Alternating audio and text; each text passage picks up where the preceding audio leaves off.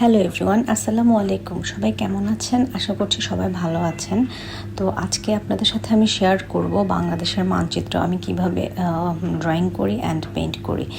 So আমি এটার জন্য প্রথমে একটি স্কোয়ার ক্যানভাস নিয়ে নিয়েছি অ্যান্ড এটাতে আমি ডট দিয়ে নিয়েছি প্রথমে, এবং ওই ডটগুলোকে ইউজ করে আমি প্রথমে পেন্সিল দিয়ে একটা আউটলাইন ক্রিয়েট করে নিয়েছি বাংলাদেশের ম্যাপের। দেন আমি ওটাকে একটা ব্ল্যাক কালারের মার্কার ইউজ করে আমি এটাকে ডার্ক করে নিচ্ছি। তো আমি প্রথমে বর্ডারগুলো দিয়ে নিচ্ছি যাতে আমার পেইন্ট করতে সুবিধা হয়। সো আমি এটাকে পেইন্ট করব। এখন আমি পেইন্টটা করেছি green colour, deep green colour use করেছি। তো গ্রিন কালারটা আমি তৈরি করে নিয়েছি। কালারটা আমি মেক করেছি deep blue and yellow colour mix করে। সো আমি এখানে ডিপ একটা গ্রিন কালার পেয়ে গেছি, এখন ওটা দিয়ে আমি কালার করছি।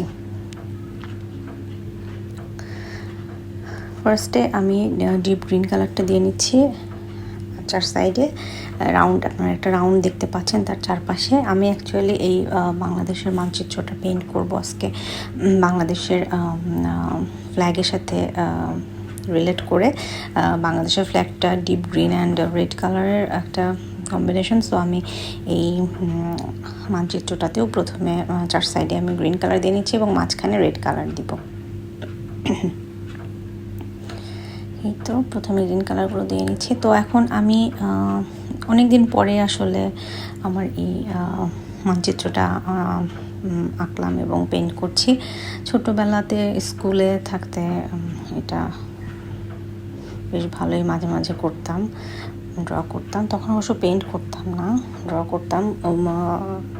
সমাজবিজ্ঞান নামে একটা সাবজেক্ট ছিল, সেটার একটা পার্ট ছিল ভূগোল। তো ওখানে আর কি বাংলাদেশের মানচিত্রটা লাগতো পরীক্ষার হলে, পরীক্ষার খাতায় করতাম।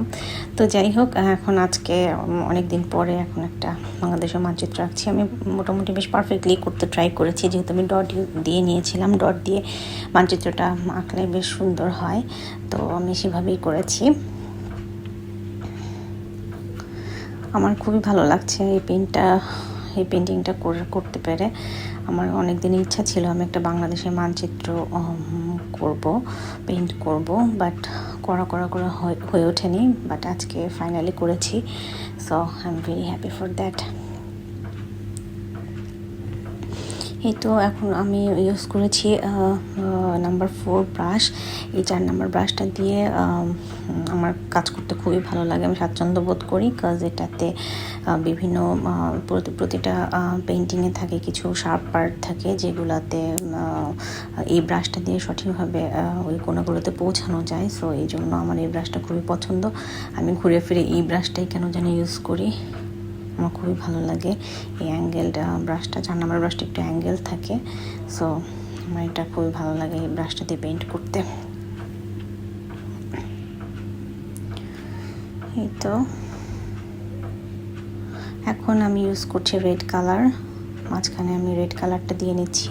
আমি কালারগুলোকে থিন করে নেই নাই, যেভাবে ছিল ঠিক, যেরকম ঠিক ছিল সেরকম ঠিকভাবে ইউজ করছি। এভাবে ইউজ করতে আমি বেশি পছন্দ করি। কালারটা খুব সুন্দর বসে যায়, সেক্ষেত্রে কোনো থিন কিছুই করতে হয় না। এই থিকনেসটাই আমার পছন্দ, যেভাবে আর কি কন্টেনার বা টিউবগুলোতে কালারগুলো আসে। সো অ্যাক্রিলিক কালারটা আমি অলমোস্ট এভাবে ইউজ করে থাকি। খুব প্রয়োজন না হলে আমি ওয়াটার ইউজ করি না। এই তো আমার পেইন্টিংটা প্রায় হয়ে এসেছে শেষের দিকে। তো ভিডিওটি কেমন লাগলো সবার জানাবেন, অবশ্যই লাইক, কমেন্ট অ্যান্ড শেয়ার করবেন অ্যান্ড সাবস্ক্রাইব করতে ভুলবেন না। Thank you so much for watching my video. So দেখা হবে আবার, খুব শীঘ্রই চলে আসবো অন্য কোনো পেইন্টিংয়ের ভিডিও নিয়ে। আজ এ পর্যন্তই, আল্লাহ হাফেজ।